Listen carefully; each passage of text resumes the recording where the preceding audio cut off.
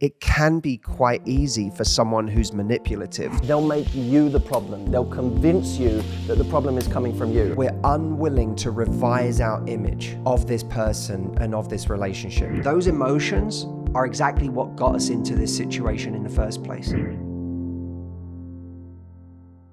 I have 5 ways that I've thought about that really indicate someone is poisonous for your life. The first one, in an argument, they look to inflict damage, not solve problems. I always think about it like scorpion mode. You get near a scorpion, it gets afraid and it stings you. And you'll also find, by the way, that when you're doing something that makes them feel insecure, let's say you're going out in the evening and it's something that maybe they're not invited to, maybe this is just something you're going to on your own. If they're feeling insecure about it, they won't come to you with that vulnerability. Instead, they'll make it a fight and then go to one-upmanship or revenge. So now they'll go out, but it will be about one-upping you, doing something that will make you even more jealous than they feel right now. Again, it's about inflicting damage, not about solving problems. Number 2, they treat everything like it's an attack. You may come to them in a completely civil and rational way and choose your words very carefully and say, listen, I just wanted to talk to you about that thing this week. You'll find that they will meet that with aggression. By the way, one of the common side effects of this, and you may have seen this for yourself, is you'll find yourself now afraid to bring up problems with them. You sit there agonizing over what words to use and treading on eggshells as you say something.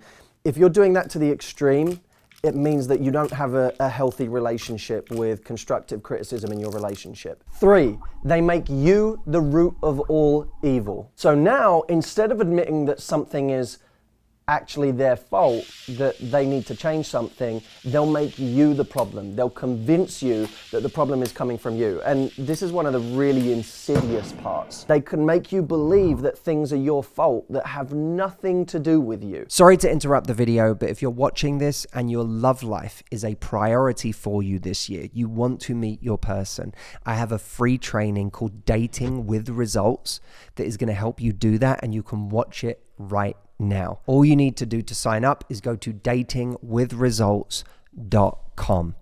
I'll see you over there, and now let's get back to the video. Number 4, they'll show you the most love when you're hurt. One of the common patterns in toxic relationships is that toxic person they'll accuse you of things, they'll cut you, they'll hurt you, and when you're on your knees, crying, begging, when in that moment where you're at your lowest ebb and they realize that they've been able to break you, then they'll switch. Then they'll show you love. And here's why. Because at that point, they feel like it's safe to do so. Because in the moments where you're feeling strong, they're feeling weak. Which brings me on to point number 5. They get uncomfortable with your success. You'll find that a toxic person will belittle your ambitions, will make you feel unworthy even when you're doing well. When you do well and you have an achievement, they won't celebrate it with you and get excited with you. They'll brush it off, they'll change the subject relatively quickly, or they'll find a problem with it. You come home saying you got a promotion and they'll say, well, won't that now be a lot more work? So this video isn't about coming from a high and mighty place and us looking at toxic people and saying there's something wrong with you. Oh, I realized you're the problem, not me. It's not that we're perfect and they're not. We're not perfect. And that's the whole point. You need to come to a relationship to meet a team player who is also imperfect, and you can help heal each other. You can't heal each other, of course. That's something only we ourselves can do. But we can provide an environment for our partner where it's possible for them to heal, where it's possible for them to become strong, to become great. Mark Twain said that the really great make you feel that you too can become great. Our emotions get very heavily involved in the people close to us, whether it's the person we're dating or in love with, whether it's our siblings, our parents, our best friend. There are things that we may deeply want to change and may even get to the point of saying, I need to change this, or I can't have a relationship with this person. There gets to be a point in life where we've communicated calmly and in a neutral way what it is we would like to change about the dynamic, where we have given many opportunities for that change to happen and space for that change to happen. And where we have it confirmed over and over and over again that this change just appears to be too big of a shift for this person. Either the shift never happens at all, or it's never sustainable. It's a 5-minute shift, and then they always end up snapping back into their default position and behavior. And when that happens, we have hard decisions to make. There's a point at which the source of the problem actually jumps. It transfers from that person to us, because that person is who they've been. Yeah, that's that right. should no longer surprise us. They are who they've been. We're now the person who's continuing to complain about old information. And we have to then look at ourselves and say, what's going on with me that I either can't leave this person and can't seem to shift or can't stay with this person and shift my expectation of them. Because if we stay with someone who won't change and we're unwilling to shift our expectation, then we become the reason we're complaining, which isn't excusing their behavior. In fact, it's just, they could be a terrible person. But why is it we haven't adjusted our expectation of this person? What's going on with us that we're unwilling to revise our image of this person and of this relationship that we have with them? Why have we not lowered our expectation? Why do we still have speculative expectations that are entirely speculative? Because we've never had those expectations met in the past, not sustainably. So we still speculate on the expectation of what they can be. You've probably been through every kind of emotion with this person there is. You've cried, you've been angry, you've been depressed, you've been guilty, you've been frantic, you've despaired. You've been through everything you can go through with this person. You've begged for change. What emotion have you kept up your sleeve that you're going to bring out next year that's suddenly going to change this person? I have to know. If you're telling yourself that they're going to change, what's the reaction that all this time you've been storing to suddenly get a different result? Because the chances are you've already cycled through all of them many times. Empirically, you have to ask yourself, has this person ever changed? Or has this been a repeatable pattern throughout my relationship with this person? And if I'm still talking about it now with my friends, with a therapist, if I'm still ruminating about it constantly, then it's still happening. And the answer is no, it has not changed. In my own life, empathy has been something that, if I'm not careful, means that in a relationship, there's no limit to how far I can fall. Because if every time someone comes back to you and they do something wrong, you're able to process that by saying, well, yes, that was awful, but I understand why they did that. I understand where that's coming from. I know all about their terrible childhood and what they've been through. I know about that awful cataclysmic event in their life that precipitated this behavior. We can do that with every possible thing a person does. Even if you decide someone is a narcissist, they are absolutely a diagnosable narcissist.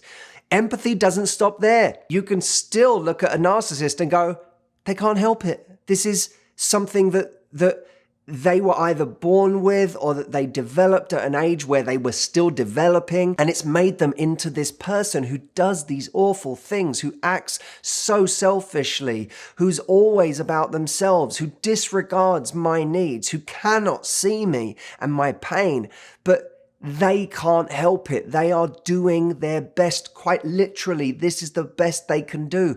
And I still care about them and I don't want to abandon them. So your empathy can produce that mutated kindness and that guilt with absolutely anybody at the most extreme possible levels of bad behavior. If you're taking care of them and making sure they're okay, and they're taking care of themselves and making sure they're okay, who's taking care of you? Mm-hmm. You know, it's quite a common thing that you hear, but in order to be there for other people, your own cup has to be full. And your priority in life should always be to make sure that you're okay. Now, that doesn't mean that you have to put yourself first in every single situation. And in fact, you shouldn't. It's really important to put other people first sometimes, and to put those you love before you when they need you more than you need them in that moment. But ultimately, your empathy towards other people cannot come at the detriment of actually making sure you're okay. That's when you have to suspect yourself, I think, as to whether or not, is it really empathy, or are you just caught in a toxic cycle where it's serving some kind of need for you? Well, I think that's exactly right. And what happens is, because we're so close to this person, we've heard all of their stories. And people who are really good at mobilizing your empathy get very good at telling stories that make them sympathetic. Mm. And by the way, we all have things that we've been through in our lives that could have made us worse people or better people. Right? Everyone has things. But there are certain people who are really good at taking their past and constructing a narrative that creates excuses for really bad behavior in the present. And if you're somebody who is truly empathetic and you're prone to feeling sad for people or seeing people as sympathetic, then it can be quite easy for someone who's manipulative to use their past as a way to mobilize your empathy. And it could also happen in reverse, by the way. If they know that you pride yourself on being generous, being kind, being empathetic, and then you start calling them out on their behavior and having more boundaries, they can then attack you for that and say, and you're supposed to be, you see yourself as this empathetic person. Well, right now, you've got absolutely no care for what I've been through and the ways that I'm struggling. And you're always playing this empathetic character. And yet right now, you're just abandoning me. You know, that now they can weaponize it in the other direction and get you feeling guilty that you haven't been empathetic enough. And it's particularly dangerous when someone who takes a lot meets someone who is predisposed to giving too much. That becomes a very toxic combination. We can get into the kind of language issue of constantly labeling everyone toxic all the time. And that, I think, is a dangerous thing to do, because most people are not all good or all bad. Everyone is a combination of both. There are some pretty bad ones, don't get me wrong, but I've found, I don't know about you, but most people that I've ever known are a combination of good and bad. The problem is when we encounter someone where the dynamic between us and them is really bad, where it produces a kind of toxic result. And I'm going to give you 4 things today that will help you break free of a dynamic like this. And in the process, massively build your confidence and develop a better life and better relationships. Number 1, listen to your resentment, but be impatient with your complaining. The resentment is powerful. The resentment is telling you something feels wrong. This giving that I'm doing, something about it doesn't feel right. It feels like there is a a complete asymmetry in what we're bringing to this relationship. Think about it. When we give to a charity, we don't feel resentful afterwards, do we? Because we feel it was just generosity. It was just giving. It was doing something good. So then why in this situation does the giving lead to resentment? Because the giving has become a compulsion. So that resentment is something that we need to listen to, but the complaining is something we have to be incredibly wary of. And we've all done it. I've done it. I've been in situations before where I complain, in some cases for years, where I complain about someone over and over and over again. But my behavior around that person never changes. And we have to get to a point where we have an intolerance for our own complaining. Because complaining can just become a kind of pressure valve that lets the air out of our resentment until we decide to just go back to the same behavior. We don't actually do anything. Complaining becomes a surrogate for action. Number 2, take your complaints and convert them into standards and boundaries. Every time you complain, I want you to hear what you're complaining about and go, well, okay, if I was to actually implement something that dealt with that complaint, what would it look like? Either in the form of a new standard or a new boundary. What would I say no to? What would I start saying yes to in myself or in the things I want to do? What behaviors would I change around somebody? Where would I stop listening or having a conversation with someone about a certain thing if that conversation is never productive? Or if it always leaves me feeling like I've been berated for something that I don't deserve to be berated for? Where am I actually going to say enough? Where am I going to do something that I really want to do, even though my normal reaction to doing that thing would be to feel guilty about it? Take your complaints and make them actionable. Complaints are passive. Standards and boundaries, that's where all the results are. That's where the action is. Number 3, don't expect having these new boundaries and standards to feel good, at least initially. Because the truth is, it probably won't. You'll put your foot down on something, you'll say no to somebody, and the first thing that will happen is you'll feel this rush of shame. Who am I to ask for this? Who am I to say no? Who am I to have needs? And then you feel guilt. Oh, I feel guilty. I shouldn't have done that. I should be doing more. I should be showing up for this person. And then you feel fear. I'm not doing enough, so I won't be loved. This person's not going to want me. This person's not going to see me as important or valuable or a good human being anymore. All of this leads us to wanting to backtrack. And what we have to remind ourselves in that moment is those emotions are exactly what got us into this situation in the first place. So they do not serve us now, not in this context. And if we're worried we've gone too far, I've gone too far by saying no to that. I've gone too far in asserting my needs. Well, firstly, you will go too far sometimes when you're trying to recalibrate. That's the nature of it. You're still practicing. So you're going to get it wrong sometimes. But your bigger fear should be the doing it wrong by doing too much, not the doing it wrong by not doing enough, especially if this is your pattern. Number 4, realize that doing things that are right for you, finally, is actually going to be the thing that allows you to give real love to this person.